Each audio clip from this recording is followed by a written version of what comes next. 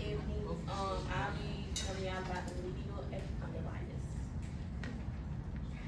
So our objectives for today are to define the condition and tell its characteristics, identify the primary causes of medial epicondylitis, describe the clinical manifestation of medial epicondylitis, discuss the functional limitations associated with this condition, outline the tests and measures used for the diagnosis of this condition, explain how to differentiate medial epicondylitis from other conditions with similar symptoms, and present rehabilitation processes for this condition. So, what is medial epicondylitis? So, it's better known as golfer's elbow. It's also known as pitcher's elbow. It's technically from Dutton's. It's not inflammation. It's kind of like a chain reaction effect. So they prefer to call it epicondylitis and tendinopathy and tendinosis and epicondylalgia. Excuse me. So it's pain in the forearm, which causes degeneration of the tendon due to external forces. It's majority innervated by the median nerve, but mostly the ulnar nerve. It crosses over the medial ulnar-humeral joint and runs parallel against the collateral ligaments. And microtearing and degeneration of the tendon and inflammation of the tendon. So it kind of starts off, I think I called it this one. Yes. So the cause. It's caused by overloading and repetitive stress of the flexor tendons originating in the medial epicondyle. As you can see in this picture, you have the pronator teres, the flexor carpi radialis, palmaris longus, and the flexor carpi ulnaris. And due to this, it causes a valgus force going towards the medial aspect, anterior medial aspect of your arm. It can be caused by direct or indirect trauma, but it's mostly indirect because it is less common than Kendall's presentation, which is lateral epicondylitis.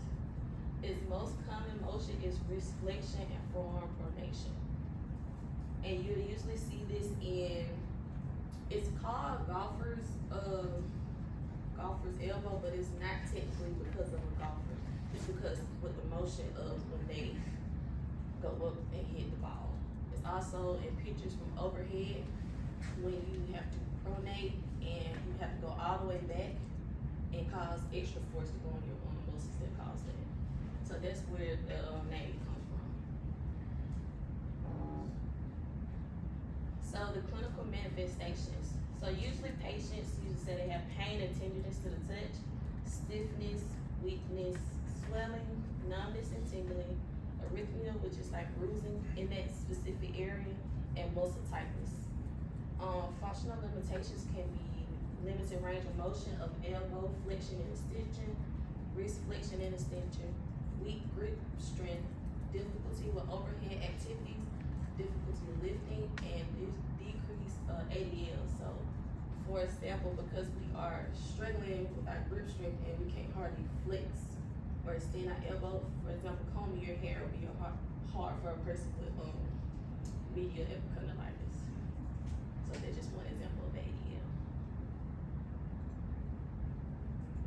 So the test and measures for this specific condition, it really only has the one right here, the golfer's elbow, but if you test these other aspects, which would have instability of the ligaments, that could be a cause to look further for diagnosis. So we have range of motion of the forearm and wrist. You can do vein muscle testing or muscle selective tissue testing on the wrist flexors and forearm pronators. You have the golfer's elbow. It's almost kind of like combining vein muscle testing with muscle selective tissue testing because you ask for pain when they do a specific motion. You also have neurological testing, so you want to test the sensory motor and the motor aspect. So, like we learned in neuro, you want to go here and say, can you feel that? Can you feel that? Can you feel this? And here, you want to actually do like little stuff like pushing in, pushing out, see if they have that motor aspect in that area. Tendon's test the nerve. So, if you think about it, if your muscles and your tendons are all inflamed and swelling, it'll put pressure on that compress that nerve and call it trapment. So they'll feel that radial pain and tingling and stuff like that. So that test will test the nerve. Also, you know, you have to do the valgus test because it's in the medial aspect of your arm. Because the tension of that muscle is going to push out just like the valgus test in your knees and stuff like that. It just goes for the same as your elbow. For MRI, that's the golden standard for diagnosing this condition. Ultrasound is also used, but it's mainly for a cost-effective way. But a good point you want to make when you're getting these MRIs and ultrasounds and x-rays, you want to do bilateral so you can have something to compare to. So, yeah. And I'll have an example of it next, after this slide. So for differential diagnosis, it's a lot of different aspects that can be kind of tricky when diagnosing this condition because you have neuropathy.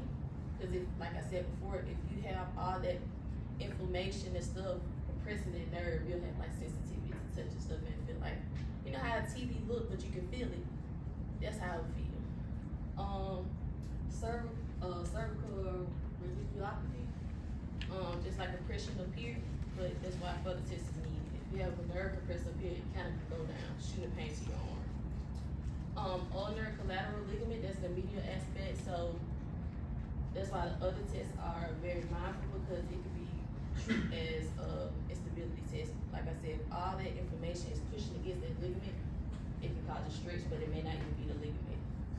It could be a fracture, synovititis, elbow crocositis, rheumatoid arthritis, osteoarthritis, shingles, little league elbows. That's in kids that does like pitching and stuff like that, and flexing pronator muscle strain and ulnar neuritis.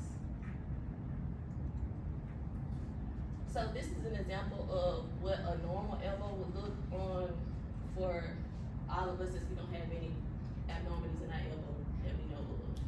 So you see how everything is kind of set in place. You have equal side of the thickness of the tendons and all that good stuff. Then you go to these pictures. These are two different cases. So it looks like it's on the lateral side. It just flipped. But if you look, the tension is kind of pushing towards the leg. You see the thickness of the tendons. Thank you. Thank you very much. The thickness is pushing that elbow out of place, so it's kind of diverting. But it is on the medial side. It just flipped. And this one is less severe, but you can see all that thickness of the tissue and the tendons and stuff caused by the inflammation of the medial epicondylitis.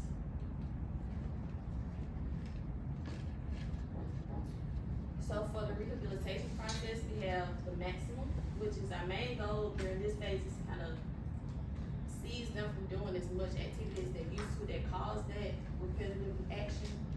So you want to minimize aggravating factors, reduce pain, restriction to movement, and joint mobility. So basically on this first about 0 to 2 weeks, we're gonna have them like doing cryotherapy, kind of staying away from stuff that's gonna cause tension on the medial aspect. The moderate phase, the progressing stretching, loading and strengthening and maintaining range of motion. So at this point, they should be the inflammation should be going down due to cryotherapy and just different other exercises. So we're gonna try to practice wrist flexion and extension isometrics, neuromuscular re-education, stretching, tolerance to stretching at 90 degrees of elbow flexion, and light unloaded daily activity. And we should around this time have 70% of strip as the other one. The minimum protection phase, that's probably like fair game. We want to maintain full range of motion and avoid post-exercise pain and swelling. So this is when we can kind of make it stronger by concentric loading of the wrist and wrist flexion and extension. So we can get to like a little dumbbell going up and down, going in flexion, and turn it over and go to extension. Forearm supination with the dumbbell, probably like a 2 pound, because we don't want to re-injure the site. Just practice supination and pronation, and we want to make sure we stretch the joint. And at this point, 90% of the muscle strength should match the other side. So for the likely outcome, doing all this, we hope to have them going back to work full duty. If that is the case, so that's our main thing. We want them to return to normal activities and function. We want to decrease pain and improve function. We want to decrease the tension on the tendon, but sometimes it doesn't go as planned. So just in case like it turns into a chronic condition, this may require more conservative treatment, so they may have to do injections, PRP injections, cortisone, NSAIDs, and all that stuff.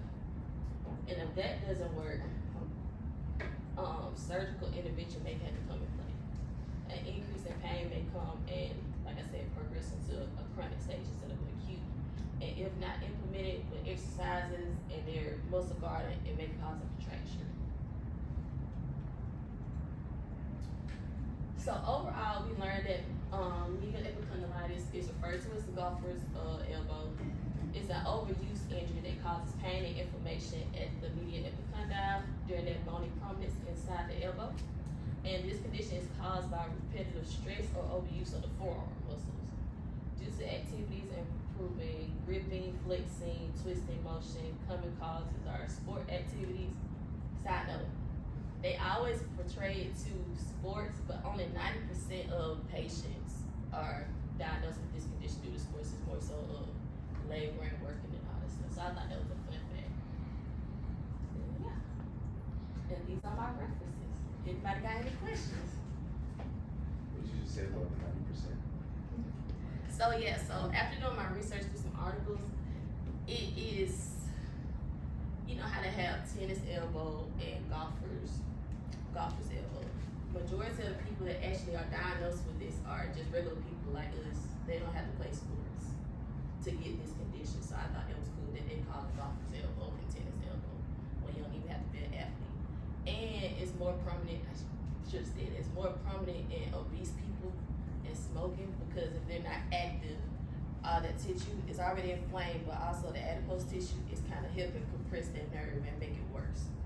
So you don't even have to be an athlete to get this condition.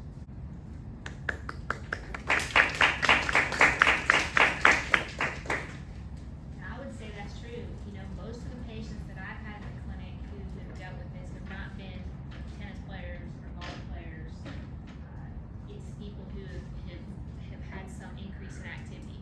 Like I've seen it and experienced it myself, and had some mega home renovation project or yard work project, all this weed eating and blowing and all this stuff from holding a bucket. You know, it's a lot of holding, gripping, grasping, that kind of thing is where I've seen this the most in patients. And I was just saying, that is the case. And it is not, I tried to find a case where it was like direct trauma, because when you think about it, the medial aspect right here, so how will a person kind of hit that aspect? But they was basically saying that somebody can hit your elbow so hard on this side that it just blow all the way through. So that was the direct contact, but it's mostly, like she said, it's indirect from repetitive use. You're probably more likely to